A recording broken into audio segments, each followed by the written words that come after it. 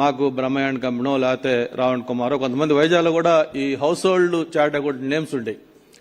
అటువంటి దగ్గర నుంచి ఈరోజు ఇప్పుడే మన మాట్లాడిన పెద్దలు చెప్పారు, విశాఖపట్నం నుంచి మన ప్రసన్న ఈరోజు నేషనల్ వైస్ ప్రెసిడెంట్, అంటే వుడ్ బి ప్రెసిడెంట్. ఇదంతా కూడా మన తెలుగు వాళ్ళకి ఒక గర్వకారణం. అయితే ఇక్కడ ప్రధానంగా మీరందరూ కూడా ఇంపార్టెంట్, ఎవరైతే ఒక custodians of the Indian economy మీరు వచ్చారు కాబట్టి మీ అందరికీ నేను ఒకటే నా అప్పీలు, ఈ దేశం అనేది ప్రపంచంలోనే ఒక బలమైన ఆర్థిక శక్తిగా తయారు కాబోతా ఉంది.